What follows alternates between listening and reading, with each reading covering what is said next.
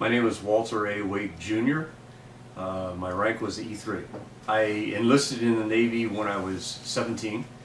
I went to my father and told him I wanted to join the Marine Corps, and he took me down to the Reserve Training Center, which was both Navy and Marine.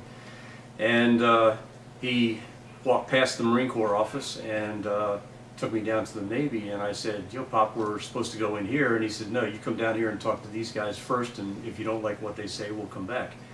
And 4 hours later, I was raising my right hand. I didn't know it at the time, but in World War II, he was part of the 129th Infantry, and he was on the island of Fiji, one particular island that was Army on one side, Navy on the other side, and the Army sent him over to the Navy side one day for something, and he saw how good things were on their side of the island, and he just banked that information. So when I said I wanted to join the Marine Corps, he steered me down the hall. He told me the story about 20 years after the fact, and I had no idea. But he told me that story, and yeah, I was happy that it did, because if I had joined the Marine Corps, chances are I still would have gone to Vietnam, but I would have had a whole different experience. And I mean, even now, because we were on an aircraft carrier comfortably out at sea, I mean, we may have only been 12, 15 miles off the coast, but you couldn't see that, so it didn't matter. But the guys that were on the ground, to this day, I cannot wrap my head around what they had to go through and what they experienced. I can look at all the documentaries, I can read all the books, I can talk to the guys, and I never will be able to fully understand what that experience was like. So by him doing that, it changed that entire experience. And you know, I'm grateful to this day, and I always will be.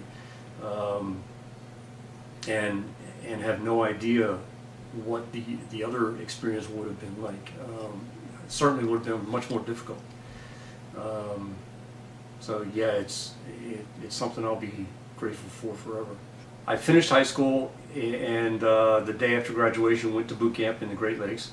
Had an expedited training program up there. Went through that, finished, came back home the next day, went to the Philadelphia Navy Yard for additional training for 2 weeks. And then spent the next 2 years in the reserves, waiting for that phone call. And it finally came, and in January of 1967, I reported to McGuire Air Force Base for a flight to Rota, Spain. I should have known something was wrong right away, because the flight left 12 hours late. And I got to Rota, Spain. Nobody had any idea where the ship was. So I was told to sit tight. And at that point, I don't know, I was there for about 2 weeks, I think. And somebody said, "Oh, we found your ship, it's in Naples. We're going to fly you over there." So I get on a C-130, fly over to Naples, go to the transit barracks, and they said, "We have no idea where your ship is, sit tight." And spent another 2 weeks in Naples waiting. And then somebody said, "Your ship is in Valletta, Malta. Hurry up and get on this C-130. We're going to fly you over there." And we did that. The bus picked us up at the airport, went careening through these little tiny streets and got us down to the ship's landing. And just in time to see America pulling out of port, blowing black smoke. They put us on a little water taxi that I didn't think was capable of making the 4-mile trip out to the ship. But she got us out there, and I then had to jump off of this bobbing cork in the water onto the platform at the bottom of the Jacob's ladder with a 75-pound sea bag on my shoulder.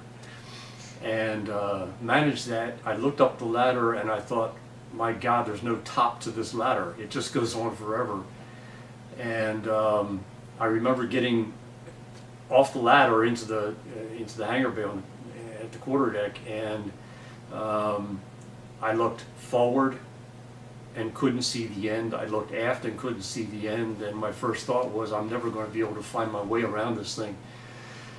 But you settle in and you learn things, and I mean, additionally, the only things you knew was where your compartment was, where you slept, where the chow hall was, where you ate, and where your job was. And you connected the dots, and from there you kind of branched out and learned how to get around.